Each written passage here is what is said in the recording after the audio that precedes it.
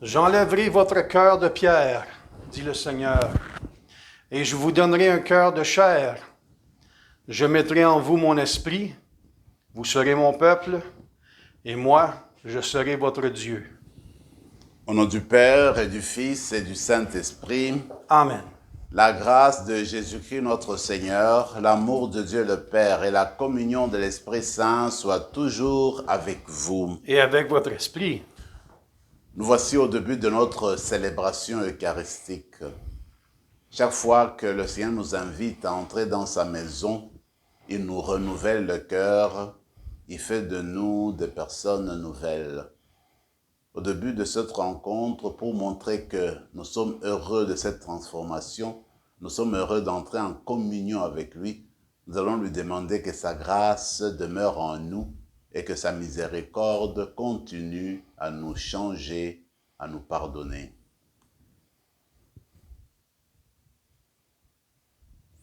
Je confesse à Dieu Tout-Puissant, je reconnais devant mes frères et sœurs que j'ai péché en pensée, en parole, par action et par omission.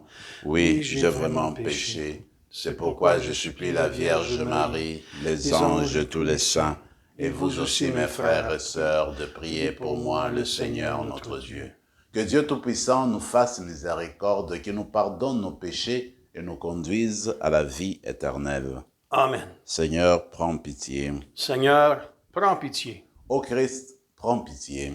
Ô Christ, prends pitié. Seigneur, prends pitié. Seigneur, prends pitié. Prions le Seigneur. Dieu d'amour, transforme-nous par ton esprit d'amour, que nos pensées deviennent tes pensées, et nous aurons pour nos frères et sœurs et pour toi un même amour. Par Jésus-Christ, ton Fils, notre Seigneur, qui règne avec toi et le Saint-Esprit, maintenant et pour les siècles des siècles. Amen.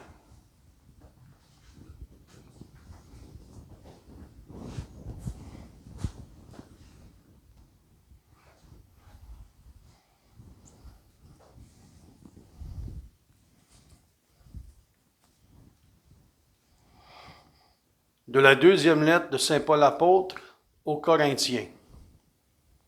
Frères et sœurs, nous voulons vous faire connaître la grâce que Dieu a accordée aux églises de Macédoine. Dans les multiples détresses qui les mettaient à l'épreuve, l'abondance de leur joie et leur extrême pauvreté ont débordé en trésors de générosité. Ils y ont mis tous leurs moyens, et davantage même, j'en suis témoin, spontanément, avec grande insistance, ils nous ont demandé, comme une grâce, de pouvoir s'unir à nous pour aider les fidèles de Jérusalem. Au-delà même de nos espérances, ils se sont eux-mêmes donnés, d'abord au Seigneur et ensuite à nous, par la volonté de Dieu. Et comme Tite avait déjà commencé, chez vous, cette œuvre généreuse, nous lui avons demandé d'aller jusqu'au bout, puisque vous avez tout en abondance, la foi, la parole, la connaissance de Dieu, toutes sortes d'empressements et l'amour qui vous vient de nous, qu'il y a aussi abondance dans votre don généreux.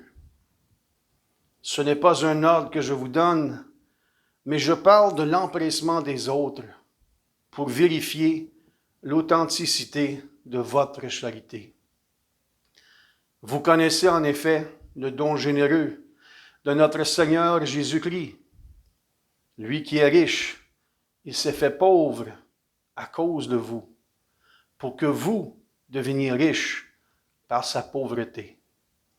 Parole du Seigneur. Nous rendons grâce à Dieu. Chante, ô mon âme, la louange du Seigneur. Chante, ô mon âme, la louange du Seigneur. Je veux louer le Seigneur tant que je vis. Chanter mes hymnes pour mon Dieu tant que je dure. Chante, ô mon âme, la louange du Seigneur. Heureux qui s'appuie sur le Dieu de Jacob, qui met son espoir dans le Seigneur son Dieu. Lui qui a fait le ciel et la terre, et la mer et tout ce qu'il renferme. Chante, ô mon âme, la louange du Seigneur. Il garde à jamais sa fidélité. Il fait justice aux opprimés. Aux affamés, il donne le pain. Le Seigneur délie les enchaînés. Chante, ô mon âme, la louange du Seigneur.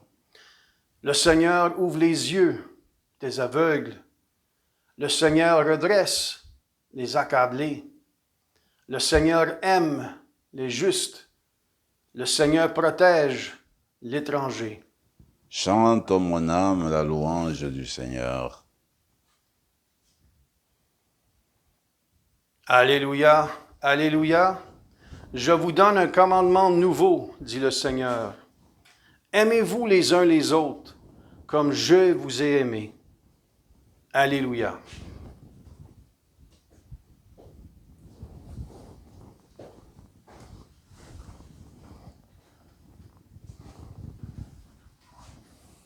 Le Seigneur soit avec vous. Et avec votre esprit. Évangile de Jésus-Christ selon saint Matthieu. Gloire à toi, Seigneur. En ce temps-là, Jésus disait à ses disciples, « Vous avez appris qu'il a été dit, tu aimeras ton prochain et tu haïras ton ennemi. Eh bien, moi je vous dis, aimez vos ennemis et priez pour ceux qui vous persécutent, afin d'être les fils de votre Père qui est aux cieux. Car il fait lever son soleil sur les méchants et sur le bon. Il fait tomber la pluie sur les justes et sur les injustes. En effet, si vous aimez ceux qui vous aiment, quelle récompense méritez-vous? Les publicains eux-mêmes ne font-ils pas autant? Et si vous ne saluez que vos frères, que faites-vous d'extraordinaire? Les païens eux-mêmes ne font-ils pas autant? Vous donc, soyez parfaits, comme votre Père céleste est parfait. Acclamons la parole du Seigneur. Nous louange à toi, Seigneur Jésus.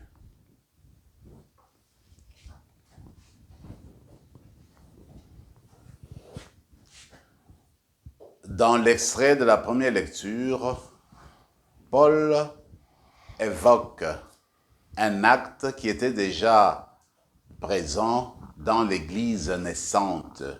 C'est faire une levée de fonds pour venir en aide à une communauté ecclésiale qui est plus dans le besoin. Alors dans ce cas-ci, il s'agissait des fidèles, des frères et sœurs, les disciples du Christ, qui vivaient à Jérusalem. Ils connaissaient beaucoup de problèmes financiers, de problèmes économiques. Ils étaient devenus très pauvres. Alors Paul, sachant cela, il a écrit dans toutes ces églises où il est passé, les églises qu'il a fondées, pour demander qu'on puisse faire une collecte de fonds, qu'on puisse ramasser de l'argent, mettre ensemble des biens matériels pour les envoyer aux frères et sœurs de Jérusalem. C'est ainsi que, dit Paul dans cet extrait, les églises de la région de la Macédoine se sont surpassées, malgré leurs biens limités, malgré leurs moyens limités, eh bien, ils sont donnés eux-mêmes, ils se sont surpassés, ils ont envoyé pas mal de biens, ils ont été généreux avec l'argent, le montant qu'ils ont envoyé à l'église de Jérusalem. Alors il revient sur l'église de Corinthe, pour laquelle a été écrite cette épître. Alors il dit, voilà, j'ai envoyé Tite chez vous, les Corinthiens, Corinthiennes, je vous ai envoyé Tite pour qu'il fasse la même chose. Alors il invite les chrétiens, les fidèles de Corinthe, de faire comme le Christ, de se donner à 100%. Il reconnaît la richesse de l'Église, la richesse spirituelle. Il reconnaît la richesse spirituelle de l'Église de Corinthe.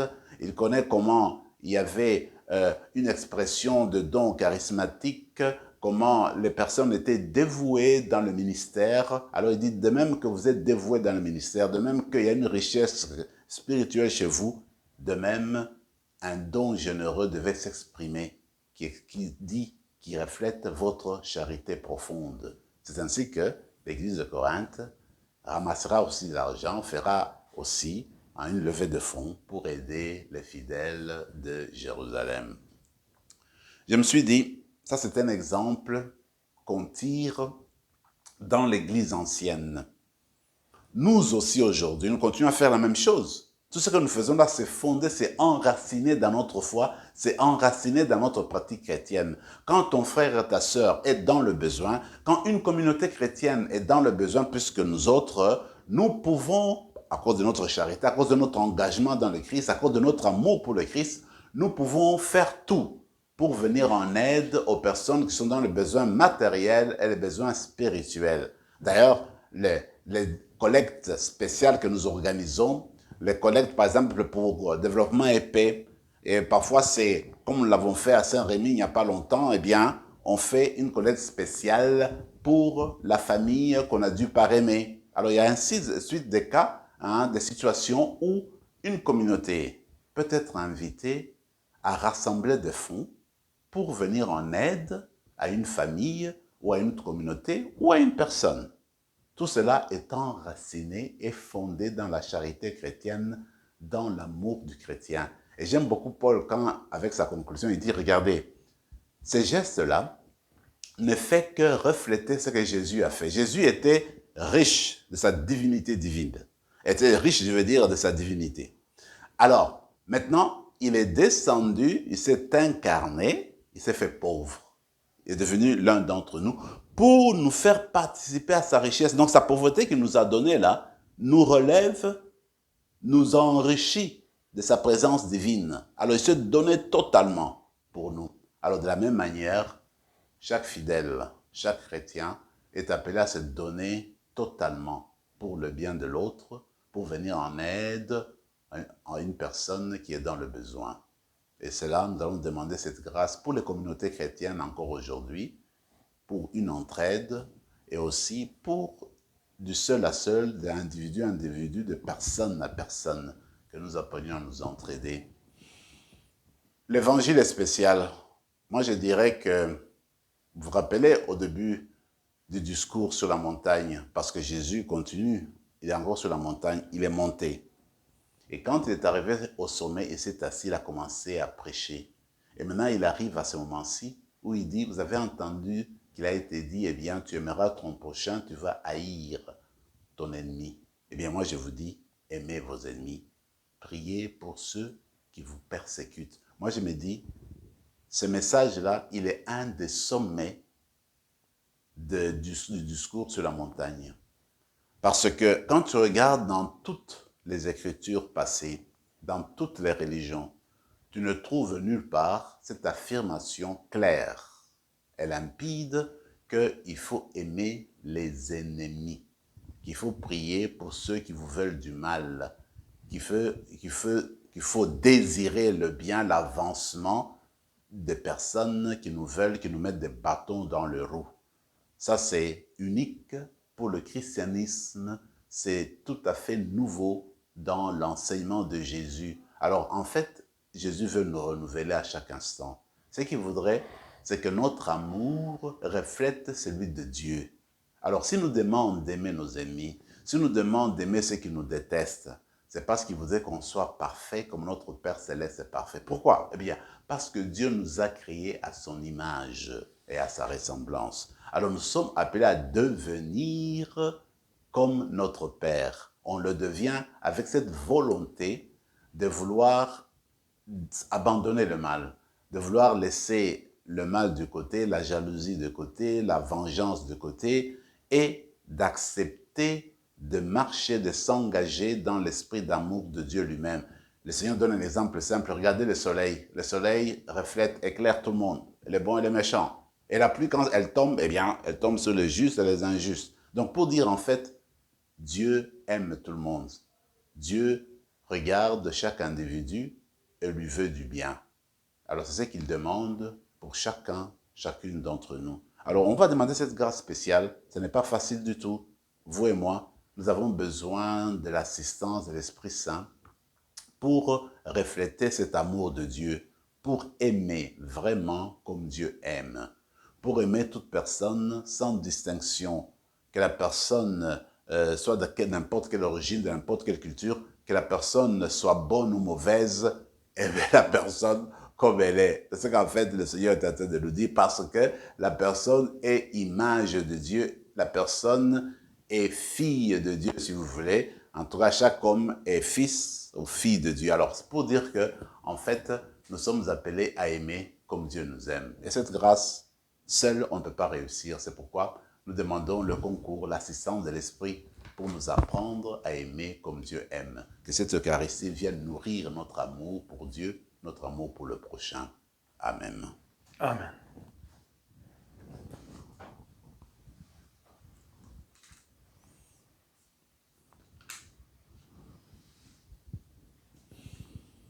Tu es béni, Seigneur, Dieu de l'univers, toi qui nous donnes ce pain, fruit de la terre et du travail des hommes et des femmes. Nous te le présentons et deviendra le pain de la vie.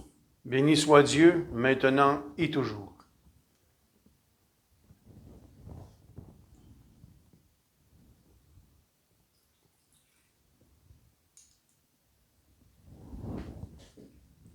Comme cette eau se mêle au vin pour le sacrement de l'Alliance, puissions-nous être unis à la divinité de celui qui a pris notre humanité. Tu es béni, Seigneur, Dieu de l'univers, toi qui nous donnes ce vin, fruit de la vigne et du travail des hommes et des femmes. Nous te le présentons, il deviendra le vin du royaume éternel. Béni soit Dieu, maintenant et toujours. Humbles et pauvres, nous te supplions, Seigneur, accueille-nous. Que notre sacrifice en ce jour trouve grâce devant toi. Lave-nous de nos fautes, Seigneur. Purifie-nous de nos péchés. Prions ensemble, mes frères et mes sœurs, au moment d'offrir le sacrifice de toute l'Église. Pour la gloire de Dieu et le salut du monde. Sanctifie, Seigneur, les biens que nous te présentons. En les acceptant comme une offrande spirituelle, rends-nous capables d'aimer tous les hommes et toutes les femmes de l'amour dont tu les aimes. Par Jésus le Christ, notre Seigneur. Amen. Le Seigneur soit avec vous. Et avec votre esprit, Élevons notre cœur. nous le tournons vers le Seigneur. Rendons grâce au Seigneur notre Dieu. Cela est juste et bon. Vraiment, il est juste et bon de te rendre gloire, de t'offrir notre action de grâce toujours et en tout lieu. À toi, Père très saint, Dieu éternel et tout-puissant. C'est par ton Fils bien-aimé que tu as créé l'être humain. Et c'est encore par lui que tu en fais une créature nouvelle. Aussi, dans l'univers, toutes choses te célèbrent. Le peuple des baptisés te glorifie. Les saints te bénissent d'un seul cœur. Et déjà, nous pouvons avec tous les anges proclamer hautement ta gloire. Saint, Saint, Saint, le Seigneur, Dieu de l'univers, le ciel et la terre sont remplis de ta gloire. Hosanna au plus haut des cieux. Béni soit celui qui vient au nom du Seigneur. Hosanna au plus haut des cieux. Tu es vraiment saint, Dieu de l'univers, et toute la création proclame ta louange, car c'est toi qui donnes la vie. C'est toi qui sanctifies toutes choses par ton Fils Jésus-Christ notre Seigneur, avec la puissance de l'Esprit Saint. Et tu ne cesses de rassembler ton peuple, afin qu'il te présente partout dans le monde une offrande pure. C'est pourquoi nous te supplions de consacrer toi-même les offrandes que nous apportons. Sanctifie-les par ton Esprit pour qu'elles deviennent le corps et le sang de ton Fils Jésus-Christ notre Seigneur, qui nous a dit de célébrer ce mystère. La nuit même, où il fut livré, il prit le pain. En te rendant grâce, il le bénit, il le rompit et le donna à ses disciples en disant, « Prenez et mangez-en tous, ceci est mon corps livré pour vous. »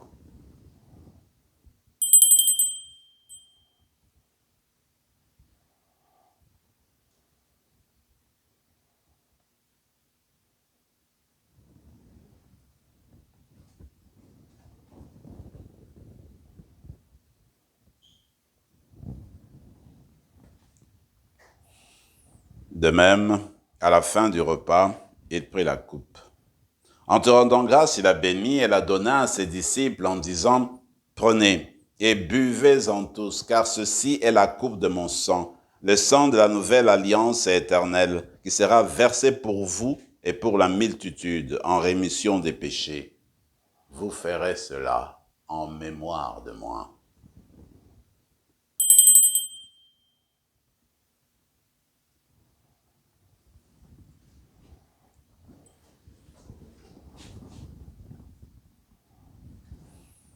Quand nous mangeons ce pain et buvons à cette coupe, nous célébrons le mystère de la foi. Nous rappelons ta mort, Seigneur ressuscité, et nous attendons que tu viennes. En faisant mémoire de ton Fils, de sa passion qui nous sauve, de sa glorieuse résurrection et de son ascension dans le ciel, alors que nous attendons son dernier avènement, nous présentons cette offrande vivante et sainte pour te rendre grâce. Regarde, Seigneur, le sacrifice de ton Église et daigne reconnaître celui de ton Fils qui nous a rétablis dans ton alliance. Quand nous serons nourris de son corps et de son sang et remplis de l'Esprit Saint, accorde-nous d'être un seul corps et un seul esprit dans le Christ. Que l'Esprit Saint fasse de nous une éternelle offrande à ta gloire, pour que nous obtenions un jour les biens du monde à venir, auprès de la Vierge Marie, la bienheureuse Mère de Dieu, avec les apôtres, les martyrs, Saint Rémy et tous les saints qui ne cessent d'intercéder pour nous. Et maintenant, nous te supplions, Seigneur, par le sacrifice qui nous réconcilie avec toi, étends au monde entier le salut et la paix, affermis la foi et la charité de ton Église au long de son chemin sur la terre. Veille sur ton serviteur, le pape François, notre évêque Marcel, l'ensemble des évêques, les prêtres, les diacres et tout le peuple des rachetés. Écoute les prières de ta famille assemblée devant toi et ramène à toi, Père très aimant, tous tes enfants dispersés. Pour nos frères et pour nos sœurs défunts, pour les hommes et pour les femmes qui ont quitté ce monde dont tu connais la droiture, nous te prions. Reçois-les dans ton royaume, où nous espérons être comblés de ta gloire tous ensemble et pour l'éternité, par le Christ notre Seigneur, par qui tu donnes au monde toute grâce et tout bien.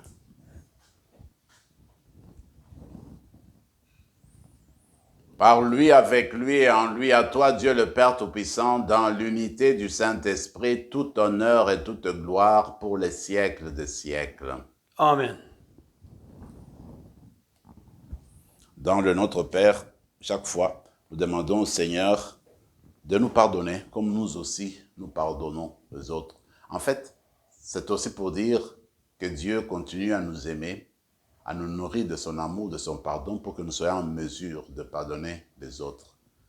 Disons ensemble cette belle prière que nous avons reçue du Sauveur. Notre Père qui es aux cieux, que ton nom soit sanctifié, que ton règne vienne, que ta volonté soit faite sur la terre comme au ciel. Donne-nous aujourd'hui notre pain de ce jour. Pardonne-nous nos offenses, comme nous pardonnons aussi à ceux qui nous ont offensés. Et ne nous laisse pas entrer en tentation, mais délivre-nous du mal. Délivre-nous de tout mal, Seigneur, et donne la paix à notre temps. Par ta miséricorde, libère-nous du péché, rassure-nous devant les épreuves en cette vie, où nous espérons le bonheur que tu promets et l'avènement de Jésus-Christ, notre Sauveur. Car c'est à toi qu'appartiennent le règne, la puissance et la gloire pour les siècles des siècles. Seigneur Jésus-Christ, tu as dit à tes apôtres, je vous laisse la paix, je vous donne ma paix. Ne regarde pas nos péchés, mais la foi de ton Église, pour que ta volonté s'accomplisse, donne-lui toujours cette paix et conduis-la vers l'unité parfaite, toi qui règnes pour les siècles des siècles. Amen. Que la paix du Seigneur soit toujours avec vous. Et avec votre esprit. Agneau de Dieu, qui enlève le péché du monde, prends pitié de nous. Agneau de Dieu, qui enlève le péché du monde, prends pitié de nous. Agneau de Dieu, qui enlève le péché du monde, donne-nous la paix. Seigneur Jésus-Christ, que cette communion à ton corps et à ton sang n'entraîne pour nous ni jugement, ni condamnation, mais qu'il soutienne notre esprit et notre corps et nous donne la guérison. Heureux les invités au repas du Seigneur. Voici l'amour de Dieu, l'agneau de Dieu qui enlève le péché du monde. Seigneur, je ne suis pas digne de te recevoir, mais dis seulement une parole et je serai guéri. Que le corps et le sang du Christ nous gardent pour la vie éternelle. Amen.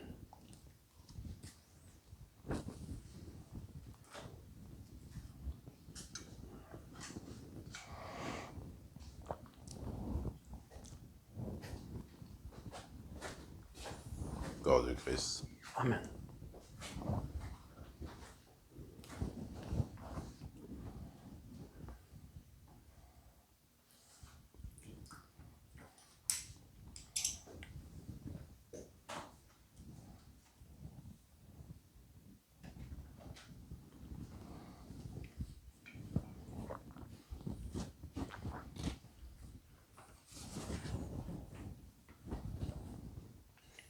Prenons quelques instants de silence et de prière parce que nous venons de recevoir le Seigneur en nous.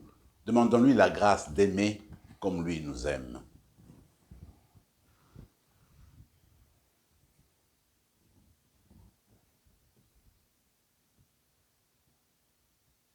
Ce qui demeure aujourd'hui, c'est la foi, l'espérance et la charité. Mais la plus grande des trois, c'est la charité. Prions encore le Seigneur. Ceux et celles que tu as nourris d'un même pain, Seigneur, tiens-les dans le souffle de ton esprit, qu'un parfait amour de charité les saisisse et les renouvelle. Par Jésus le Christ, notre Seigneur. Amen.